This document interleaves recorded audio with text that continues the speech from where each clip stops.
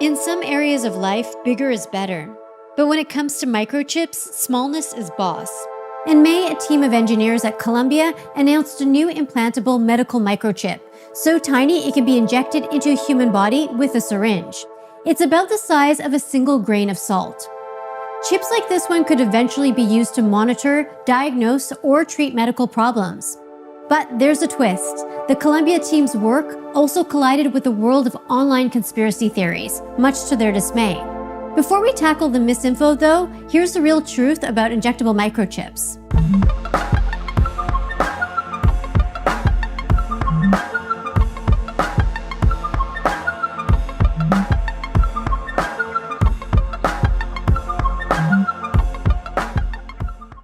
Increasingly, there's growing interest in what can be done with actual implantable devices beyond what can be just done with drugs. So we're looking at implantables that we call chip-as-system devices. So these are devices in which the implantable is nothing but the chip.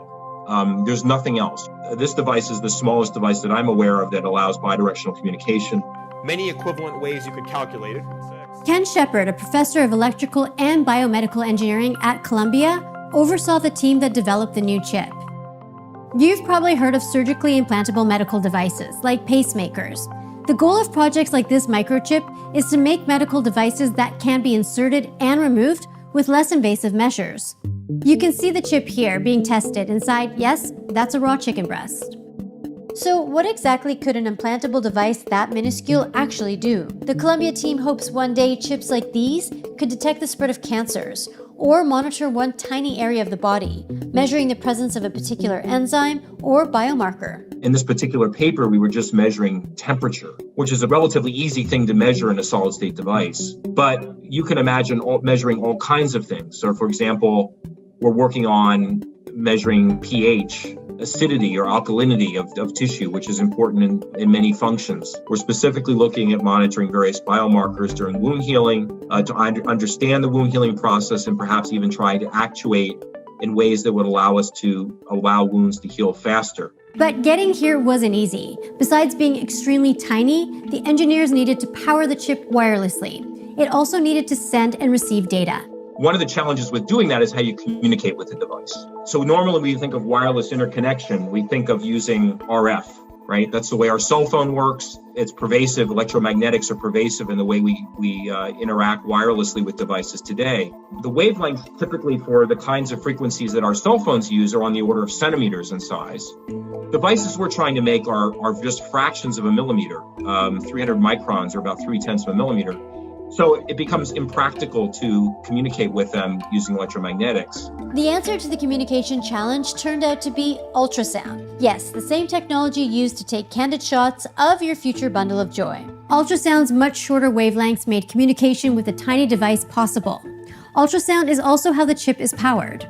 An imager sends a request for information into the body.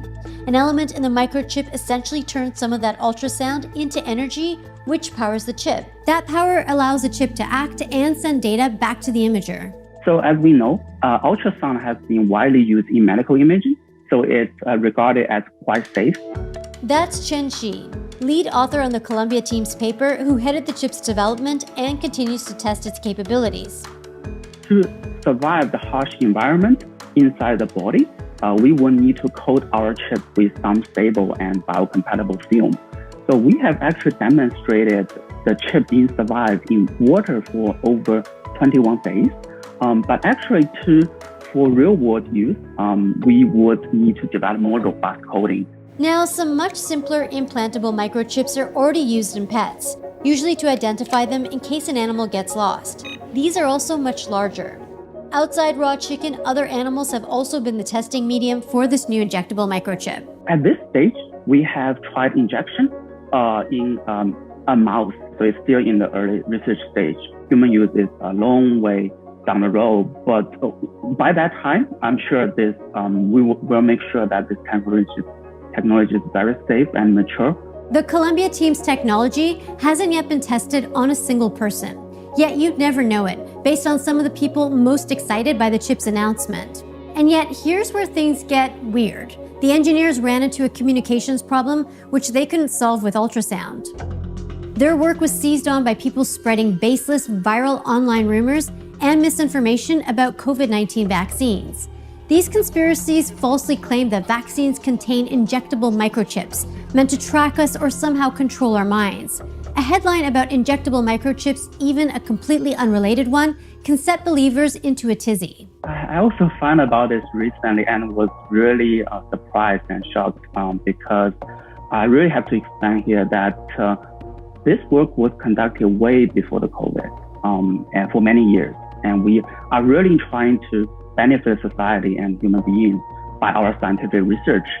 To be honest, this chip it has nothing to do with COVID, nothing to do with vaccines. What it does is just to monitor the physiological condition of a patient so that we can assist the surgery or provide the critical or vital signals a patient might need to tell the state of health. That's it. Vaccine-related conspiracy theories can be found all over social media, sometimes even given a boost by celebrity believers and divisive politicians. Releasing a virus through this microchip that will essentially kill you virtually instantly. An interface between what's being injected in these shots and all of the 5G towers. It's not just receiving an implant that is the mark of the beast. The stuff I've heard is that somehow it's going to interface with 5G. Anyone that knows basic electromagnetics knows that the wavelengths that we're talking about here are substantially larger than these devices, and there would be no way that that could possibly happen. The devices that we're talking about here don't communicate with electromagnetics, they communicate with ultrasound. Unless you're going to walk around with an ultrasound imager attached to your body, I don't think you have any risk of these devices communicating any information anywhere. This is nonsense. But no matter how much sense they make, online rumors and medical misinformation can have serious consequences. According to one recent survey, as many as 1 in 5 Americans believes there's a microchip hidden in the new vaccines, which makes the conspiracy a significant contributor to vaccine hesitancy, even as unvaccinated people continue to face alarming rates of COVID-19 related hospitalization and death. Well, you might think, okay, a conspiracy theory, it's just words, right?